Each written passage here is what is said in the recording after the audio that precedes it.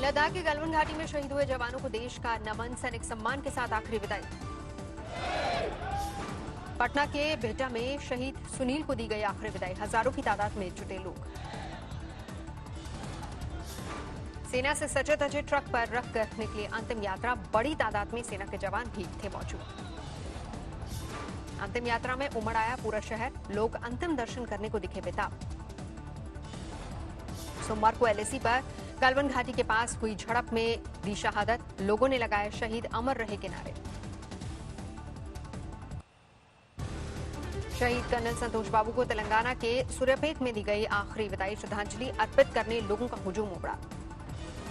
फूलों से सजे ट्रक पर रखा गया शहीद संतोष बाबू का पार्थिव शरीर, सैकड़ों लोगों ने फूल चढ़ाए। सेना के जवानों ने भी दी संतोष बाबू को सलामी, लोगों की आंखें नम हुई। लोगों ने लगाए संतोष बाबू अमर रहे के नारे। संतोष बाबू के आखिरी दर्शन के लिए छतों पर मौजूद थे सूर्यापेट के लोग। लोगों ने घरों से बरसाए फूल और संतोष बाबू को दी सलामी। शव यात्रा के दौरान भावुक हुए लोग। संगरूर में शहीद के परिवार के नहीं थम रहे आंसू, 22 साल के गुरविंदर सिंह ने सरहद की सुरक्षा में कुर्बान कर दी जान।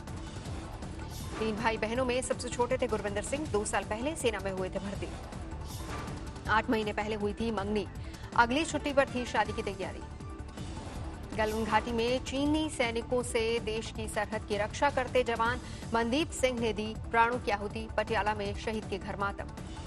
मनदीप सिंह की पत्नी ने बताया, 10 दिन पहले विवाद के बारे में फोन पर हुई थी बात। मेरठ में शहीद विपुल रॉय के घर मातम, गलवान घाटी में देश की रक्षा करते हुए दिया बलिदान। पश्चिम बंगाल के अलीपुरद्वारा के रहने वाले थे विपुल रॉय, लद्दाख में पोस्टिंग आने से पहले मेरठ छावनी में थी तैनाती। सेना की तरफ से परिवार को पश्चिम बंगाल ले जाने का इंतजाम, 5 साल की बेटी तमन्ना बेहद उदास। गुरदासपुर के नायब सूबेदार सतनाम सिंह भी गलवान घाटी में शहीद, गांव में शोक की लहर। शहीद सतनाम सिंह के छोटे भाई भी हैं फौज में, गलवान घाटी के 20 शहीदों में 4 पंजाब के। समस्तीपुर में शहीद अमन सिंह के घर छाया मातम, लेकिन पिता ने बेटे की शहादत पर जताया गर्व। हिमाचल प्रदेश के हमीरपुर के रहने वाले अंकुश ठाकुर एलएसी पर हुई हिंसक झड़प में शहीद, गांव में छाया मातम। पश्चिम बंगाल के बीरभूम में एलएसी की घटना से पसरा मातम, 26 साल के राजेश औरंग गलवान घाटी में हुए शहीद। अपने परिवार में अकेला कमाने वाला सहारा था राजेश औरंग, परिवार में मां और 2 बहनें। जमशेदपुर के कोशा गांव में छाया मातम, एलएसी की घटना में 21 साल का जवान गणेश शहीद। लद्दाख में चीन के साथ झड़प में शहीद हुए थे हवलदार के पलानी, पहले एयरपोर्ट पर दी गई श्रद्धांजलि। बाद में शहीद पलानी के पार्थिव शरीर को उनके गांव ले जाया गया, लोगों ने नम आंखों से किए आखिरी दर्शन। चीन के खिलाफ पूरे देश में गुस्सा, ऊधम सिंह नगर में चीनी सामानों की जलाई होली। जम्मू में डोगरा फ्रंट के कार्यकर्ता उतरे सड़कों पर, चीन से हर रिश्ता तोड़ने की मांग। अनंतनाग में भी चीन की करतूतों का विरोध, बीजेपी मुख्यालय में प्रदर्शन।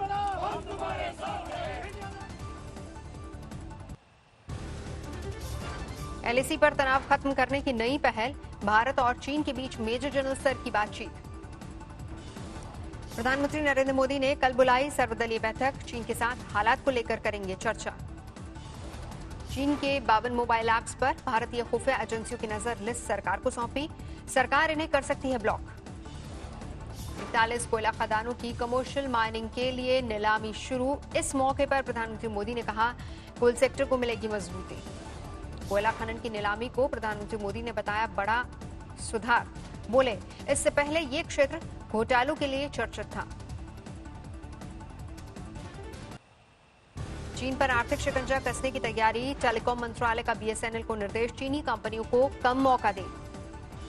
संचार मंत्रालय ने निजी कंपनियों को भी दी हिदायत, चीनी कंपनियों की भागीदारी वाले प्रोजेक्ट्स पर फिर करें विचार। 4G फैसिलिटी के लिए अपग्रेडेशन में किसी चाइनीज कंपनी के उपकरणों का नहीं होगा इस्तेमाल, पूरा टेंडर नए सिरे से जारी होगा। टेलीकॉम विभाग का फैसला, सभी प्राइवेट सर्विस ऑपरेटर्स को देंगे निर्देश, चाइनीज उपकरणों पर निर्भरता करें कम। मेरठ रैपिड रेल प्रोजेक्ट से भी चीनी कंपनियों को बाहर करने की संभावना पर विचार, चीनी कंपनी ने भरा सबसे सस्ता टेंडर। लेह अस्पताल के पास जमा हुए लद्दाख के स्थानीय लोग शहीदों के सम्मान में लगे भारत माता के जयकारे। लेह में शहीदों के लिए खास प्रार्थना। लद्दाख बौद्ध एसोसिएशन ने जवानों को दी श्रद्धांजलि। गलवान हिंसा के खिलाफ देश में चीन के खिलाफ जोरदार गुस्सा। सूरत में लोगों ने तोड़ दिया चीनी कंपनी का टीवी। चीन के खिलाफ जयपुर में करनी सेना का विरोध प्रदर्शन। बाजारों में चीन के सामान के बहिष्कार की धमकी। हांगकांग में भी चीन के खिलाफ गुस्सा। भारत और ताइवान के लिए समर्थन। शहीद कैप्टन सौरभ कालिया के पिता बोले, पाकिस्तान और चीन भरोसे के लायक नहीं। भारत ऐसा पलटवार करे जिसका सबक चीन याद रखे। चीन और पाकिस्तान, इनके ऊपर हम कभी भी इतबार नहीं कर सकते। मतलब इनके मन में हमेशा ही तो भारत को नुकसान करने की इनकी सोच रहती है। सीतामढ़ी में परशुराम सेना का चीन के खिलाफ प्रदर्शन। जिनपिंग होश में आओ के नारे लगाए। वैशाली के चकफते निवासी जय कुमार सिंह के घर मातम। गलवन घाटी में दी शहादत। चीन के सामानों के खिलाफ गुस्सा। शुकरपुर में लोगों ने चाइनीज सामान की जलाई होली। भारत चीन विवाद पर सामना ने लिखा, भारत की सीमा से लगे पाकिस्तान, नेपाल और चीन तीनों से संबंध चुनौतीपूर्ण। सरकार निभाए अपनी जिम्मेदारी। कांग्रेस नेता राहुल गांधी का ट्वीट, चीन ने निहत्थे सैनिकों को मारने का दुस्साहस कैसे किया? हमारे सैनिकों को शहीद होने के लिए निहत्था क्यों भेजा गया? जम्मू कश्मीर के अवंतीपोरा में आतंकियों से मुठभेड़। एक आतंकी ढेर। दक्षिण कश्मीर में सुरक्षा बलों को मिली बड़ी कामयाबी। अनंतनाग में पकड़ा गया आतंकी। हिजबुल मुजाहिदीन का नाम है इमरान नबी।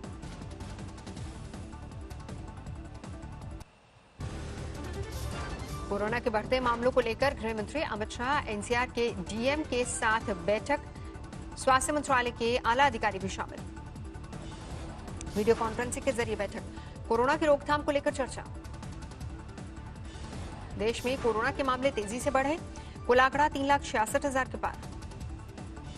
24 घंटे में सामने आए 12,800 से ज्यादा नए मरीज। 1,94,000 से ज्यादा मरीज हुए स्वस्थ। 24 घंटे में 334 लोगों की गई जान। देश भर में कोरोना से अब तक 12,237 लोगों की मौत।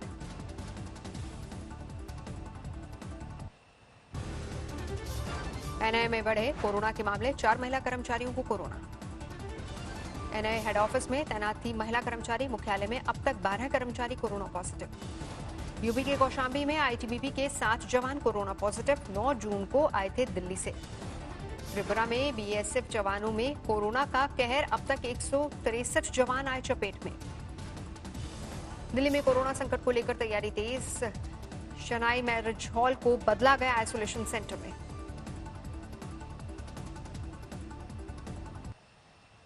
देवरिया में लैब टेक्नीशियन कोरोना पॉजिटिव मिला।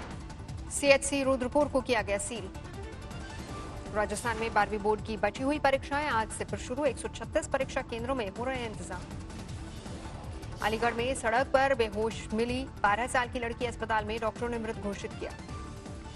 मध्य प्रदेश के उमरिया में गाय को विस्फोटक खिलाया गया।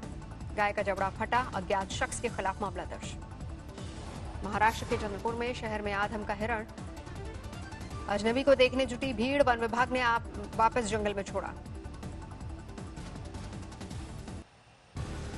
नोएडा में एक महिला ने चलती बस में रेप करने का आरोप लगाया। पुलिस ने जांच शुरू की। आजमगढ़ में बैरक के भीतर मिली सिपाही की खून से लथपथ लाश। पुलिस ने जांच शुरू की। बाड़मेर में पीने के पानी को लेकर महिलाओं का हंगामा। जल बोर्ड के अफसरों ने किया इलाके का दौरा। ठाणे के झुग्गी इलाके में लगी थी आग। जानमाल के नुकसान की जांच जारी। इंदौर में 8 भारतीय विदेशी से लौटे। इनमें 7 अमेरिका और 1 कजाकिस्तान से आया। सभी को होटल में क्वारंटीन किया गया।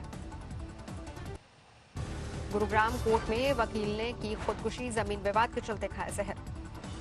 रायबरेली में बुजुर्ग पिता की हत्या के आरोप में बेटा गिरफ्तार। 2 बीघा जमीन के लिए बेटे की पर हत्या करने का आरोप।